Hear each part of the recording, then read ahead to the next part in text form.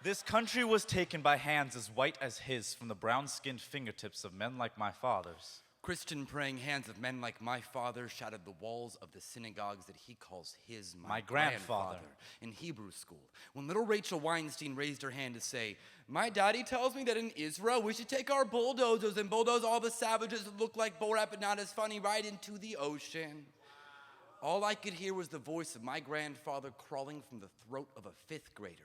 The worst kind of ventriloquism is when a puppet thinks they actually mean what they say.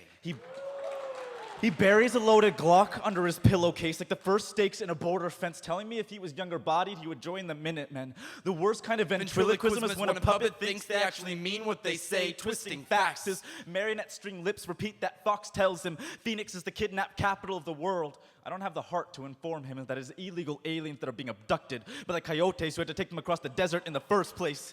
This immigrant nation he wants to protect so much that he's willing to shed his own blood for a country oceans away. Grandpa, how is you wanting to kill every breathing Palestinian not about genocide? And yet the World War II survivor stories that keep your heart warm are Grandpa. You leave dirty laundry scrawled across your hotel room so a maid who can't afford a green card can clean it up for you. Your credit card number is not an Auschwitz barcode, and yet you swipe and swipe for Zionist charities like you were trying to rub out a blood spot on a magnetic strip. How often have you bit the flesh of fruit picked by an illegal immigrant, still beaded with their sweat, only to spit out seeds of bigotry? Burn the Star of David under the soles of my feet so that every step I take buries my grandfather's mistakes under me. Why can't our generations face each other right now? Somewhere along Mexico's Israel's border, there is a gun shouting. And no matter which side tonight is behind the rifle, the syncopation of bullets puncturing flesh is always Morse code, translated to mean stop. As if a war can be won or lost by a battle of who can die the loudest. Grandpa, what did you first think when you met the man who would bear your grandson? Did you interlock fingers and pray?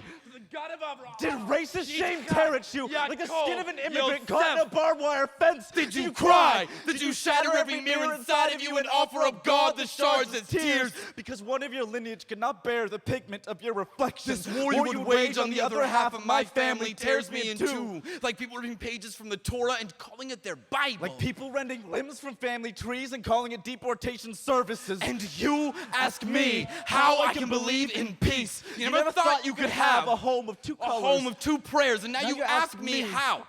I can believe in peace. You cursed your own daughter for marrying my father because he was Mexican. Christian.